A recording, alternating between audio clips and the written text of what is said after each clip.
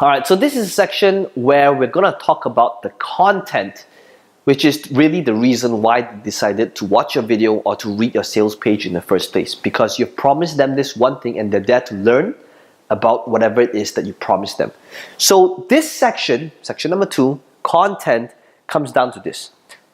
Number 1, I'd like you to think about what is that main thing that you would like to teach your audience. Make that the main thing. So it could be teaching them about the online business, the Forex business, the golf sport, the swing. What's the ideal swing, right? So what is that one main topic? To really identify that first. Then right after that, you want to split it down into 3 things, 3 secrets. But here's the difference that separates legendary from the average, which is basically this. Don't teach for the sake of teaching. Now, one of the biggest mistakes teachers, speakers, marketers make is that they tend to think, as long as I give great information, people will make that informed decision of buying my product, program, or service. Now that cannot be further away from the truth, and I actually learned that the hard way. Now what do I mean by that? It means that one of the things you want to do is to be very strategic with the 3 things that you teach here.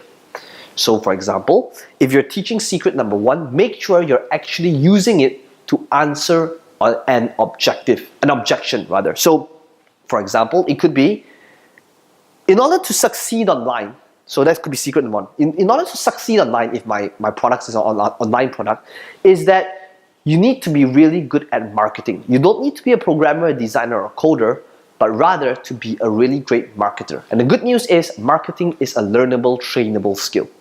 Now you see what I did there? What I did really is I answered an objection.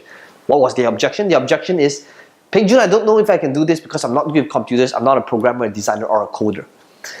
Now that is to be strategic with what you're teaching. So one of the things you need to do is to really reverse engineer the process by first listing out what their objections are and then using it as a point to teach. So what does that mean for you?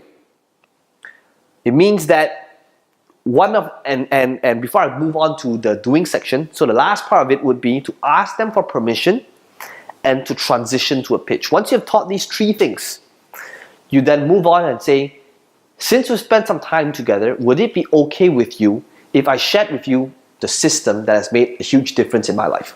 The system that has enabled me to generate a 153% increase in my Facebook growth online, right? So you want to talk about and transition, ask for permission and transition to the pitch.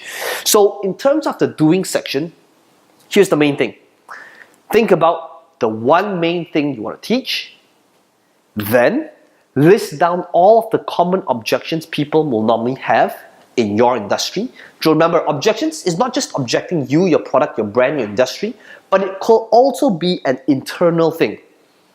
I'm not good enough, I don't have the time to do it, I'm too old to do it, I'm too young to do it.